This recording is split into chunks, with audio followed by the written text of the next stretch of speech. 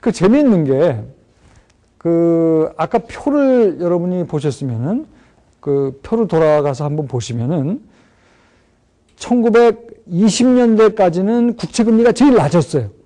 그런데 40년대 오면서 지방채 금리가 더 낮습니다. 그거는 어떻게 설명할 것이냐. 근데 지방채라고 하는 것은 지방자치단체가 발행하는 채권이에요. 근데 지방자치단체는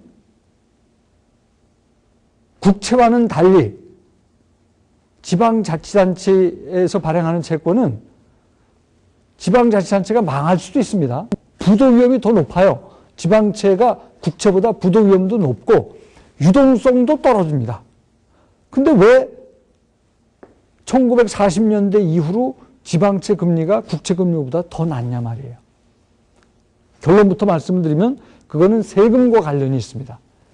근데 지금 그 얘기를 지금 설명을 하는 거고요. 지방채는 국채에 비해서 부도 위험도 높고 유동성도 떨어지는데 그 금리는 국채 금리보다도 1940년 이후의 움직임을 보면 더 낮아요. 여기 지금 예제로 통상 지방채를 영어로는 municipal, 그러니까 지방자치단체를 municipal이라고 그러거든요. 발음이 좀 그런데 municipal에서 줄여서 지방채를 그냥 munis라고 얘기를 합니다. 그래서 여기 munis라는 말은 지방자치단체가 발행하는 채권의 의미예요. 지방자치단체는 망할 수도 있어요. 여러분이 오렌지 카운티라고 한국 사람들이 옛날부터 미국으로 이민 가면 LA 근처에 많이 산다고 그랬죠.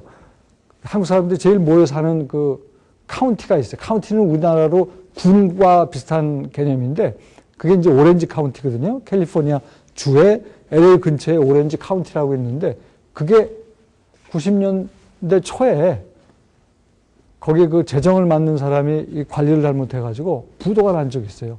오렌지 카운티라는 지방자치단체가 부도가 났습니다. 그래서 학교 다니는 사람은 오전 수업만 하고 오후 수업 다 없애고 선생님도 자르고 그랬던 적이 있어요. 우리나라도 지금 지방자치단체가 부실한 지방자치단체가 굉장히 많잖아요. 그런 데서 자금 조달하기 위해서는 지방자치단체가 채권을 발행합니다. 그게 뭐예요?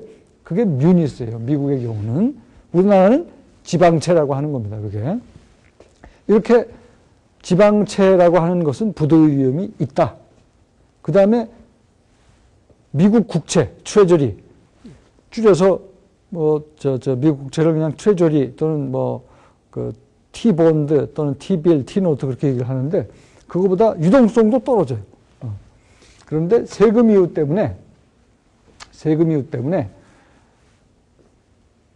그 뮤니스, 미국 그 지방자치단체가 발행하는 채권의 금리가 더 낮다는 게 이제 결론인데 그 이유는 미국 지방채의 이자 소득은 세금 면제예요.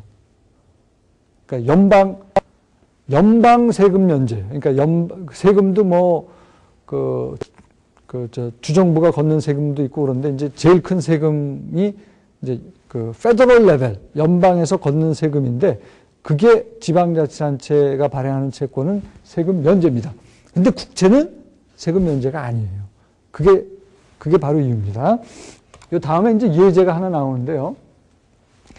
국채에서 예를 들어서 이 트레저리 본드니까 이 국채죠. 국채가 10% 쿠폰이다. 10% 쿠폰이요. 10% 쿠폰이면은 이자를 10% 받는 거잖아요. 그런데 이제 내가 소득이 어느 정도 돼가지고 세금을 한 35%를 세금을 낸다. 여기 지금 예제가 그거거든요. 35% 세금을 낸다 그러면 이 10% 이자 받는 이자 소득에 35% 세금 내고 6.5%만 세후로는 내가 갖는 거예요. 그러니까 10% 세금을 받는 것 같지만, 그러니까 10% 이자 소득을 받는 것 같지만, 내가 35% 세금을 낸다고 그러면 실제로 세후 수익률은 6.5%가 되는 거죠. 그렇지만, 뮤니스 같은 경우, 지방자치단체가 발행하는 채권인 경우에 이자를 8%만 주더라도 이건 세금을 하나도 안 내거든요. 그러면 이자 소득을 보고 투자하는 투자자 입장에서는 이게 더 매력적이에요? 이게 더 매력적이에요? 이게 더 매력적이란 말이에요. 그죠?